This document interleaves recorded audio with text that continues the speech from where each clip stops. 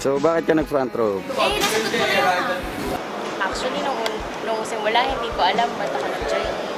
Hindi ko rin alam na gagawin ko to. Una kasi na-invite lang naman ako, sabi sa akin na extra income. Syempre nakita ko yung kagandahan ng business. Para at least maramdaman ng pamilya ko yung masayang buhay. Gusto ko may mapatunayan sa sarili ko, sa parents ko, sa mga tao. Akala ko kasi wala na mangyayari sa akin eh. Honestly, hindi ko talaga alam kung totoo siya or hindi. Hindi naman ako nagandahan talaga nung sa simula eh. Nainggit lang siguro ako sa kanila kasi they were getting the things that I always dreamed of. Credible yung mga may-ari. Pangalawa, lahat ng maganda sa isang ganito klase negosyo, kinuha na nila.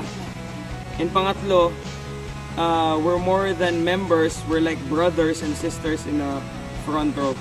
Unang-una, ang laki ng pwede kong kitain.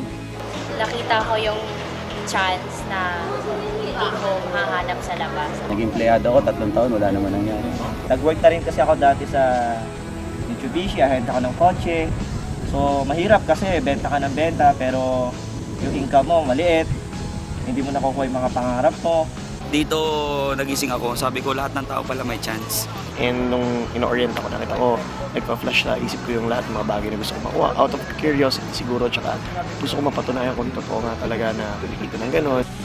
Sabi ko nga, hindi mo naman malalaman yan kung gaano pa yung kaganda kung hindi mo susubukan. Parang pagkain, sabi nga nila barbecue, bigyan kitang barbecue, hindi mo malaman kung gaano kasarap pag hindi mo titikman. Pero dito pagka ginawa mo to, ibang klase reward eh. Dito sa front row, marami akong natututunan. Katulad yan, paunti-unti na susuportahan ko na sarili ko, tulungan ko yung magulang ko, nagagawa ko na yung mga bagay na gusto kong gawin, which is alam ko maraming tao hindi na-experience yun eh, hindi nagagawa. Katulad ko dito sa front row, na-enjoy ko yung buhay ko. God bless, dumating sa akin yung front row kasi tinupad niya lahat ng mga pangarap ko para sa pamilya ko. Who would think na yung simpleng taga-Tondo, may mga bahay na ngayon, yung simpleng nagma-McDonald's boy ngayon, marami ng negosyo. Totoo nga, even ako na-experience ko siya right now. So, ganun pala siya kaganda. At my young age, hindi ko akalain na makukuha ko siya unti-unti. Kaya ako ginagawa front row para makuha pangarap ko, makatulong sa magulang ko, sa pamilya ko, sa ibang tao, na never kong naisip na mangyayari sa akin. Hindi mapaliwanag kung anong feeling pa nag-front row eh. Kumikita ka na malaki at the same time you're helping other people to reach their own dreams. So parang ang sarap lang ng feeling na nakakatulong ka pa sa sarili mo. Goal mo na is bumago ng buhay ng tao eh. Hindi mo magagawa yun sa pagiging empleyado. Hindi mo yun magagawa sa normal na buhay. Hindi lang ikaw yung mayaman, hindi lang ikaw yung nakakuha ng pangarap. At ang masarap niya, kasama ko yung mga tao din na katulad ko. Hindi naman kasi lahat ng tao nakakakita ng ganitong opportunity eh. Swerte nyo nga eh, lalo na yung mga nanonood nito ngayon, nakikita mo na yung opportunity. Siguro ngayon, kung di ako nag-front row, malamang pagod pa rin ako sa pagtatrabaho. So malamang hanggang ngayon, hindi ko pa mabigyan ng magandang buhay yung pamilya ko. Siguro, nurse na nagtatrabaho sa abroad. Kung walang front row ngayon, malamang nasa abroad na ako. Siguro nasa London ako. Tingin ko ang buhay ko ngayon, empleyado. Pagka-graduate, magtatrabaho sa isang kumpanya, empleyado, walang sure na success. So, kaya napaka-thankful ako na nakita ko to at sinubukan ko talaga siya. Now I'm inspiring other people na kunin yung pangarap nila at walang kahit sinong tao na magsasabi sa kanila na hindi nila kaya. Isa lang tong oportunidad na pwedeng magbago buhay ninyo at posible yun dahil nangyari yun sa akin. Siguro yung mga kwento namin mananatiling kwento or naririnig mo lang sa amin. Not unless susubukan mo siya kasi ako yun yung naging reason ko nun subukan ko. Kaya nangyari sa akin. So sa akin masasuggest ko kung sino may nanonood dito right now and gusto yung masubukan ng front row, subukan nyo na, huwag nyo na patagalin. Grab the opportunity habang lalo na pag nandyan na sa harap mo. Kasi hindi mo alam, ang opportunity hindi lang naman para sa amin eh. Hindi lang para sa iyo, para sa lahat ng tao. Nasa tao lang talaga kung sino yung kukuha o hindi. Para sa akin, si God ang nagdala din sa akin sa front row. Na para sa akin, ako, bine-bless ako ngayon para maging blessing din sa ibang tao. Sabi nga nila, di ba, ang success is hindi yung may pera ka na, successful ka na. Ang success is ikaw successful, yes, nagawa mo. Pero at the same time, marami ring naging successful dahil sa Ay, ito pala yung pinakamasarap na nag-experience ko. Pumunta ako ng ibang bansa para hindi magtrabaho. Punta ako ng ibang bansa para magbakasyon. Yun yung masarap. Kung malupit doon, sagot pa ng kumpanya. Diba? So, kung ako, ito yung pinaka-the best experience ko na pagiging part ng front row. And I know hindi pa to yung huli. Magsisimula pa lang.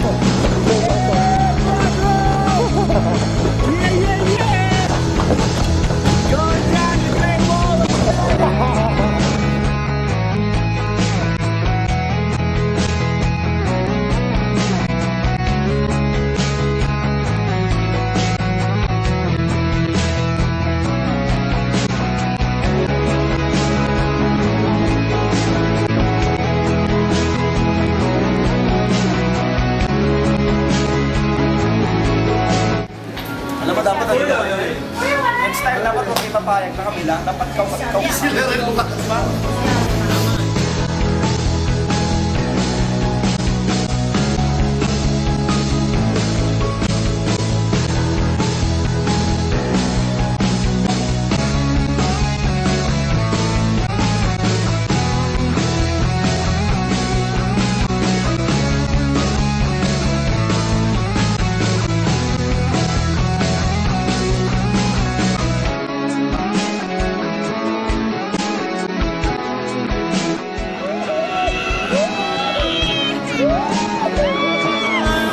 Sa inyo gawin ninyo, kung nagawa mo, paano naman?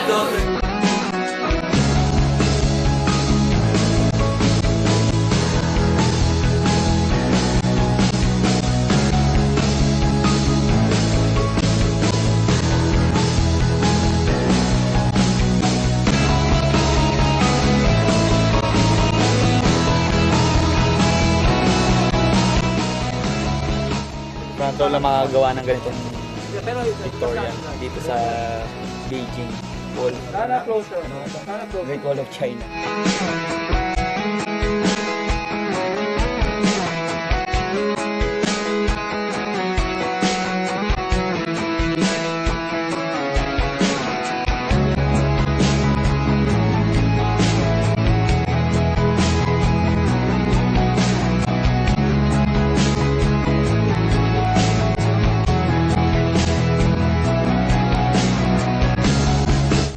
You know what they say?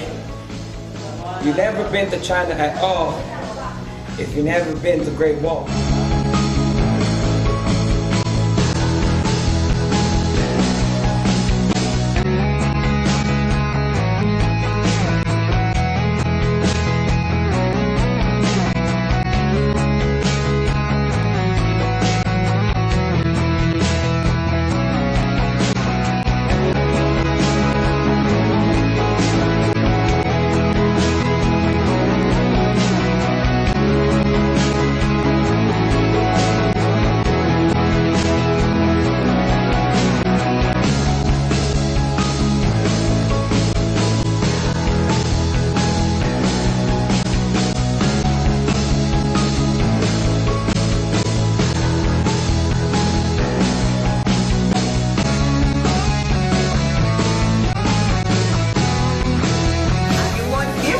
Wait a moment.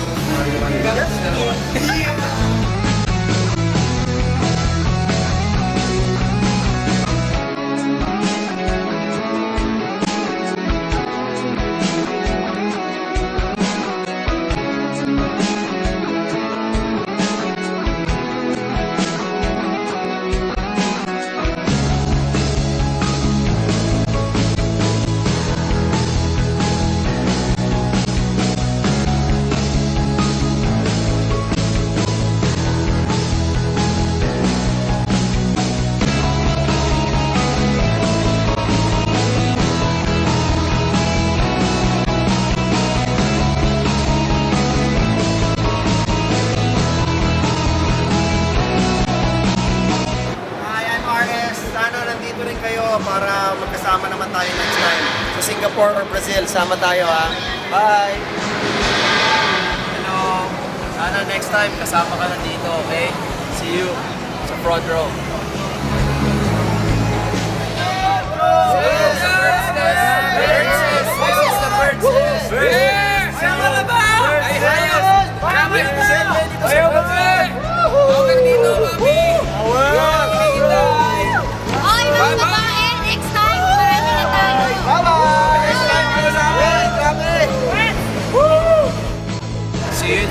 guys.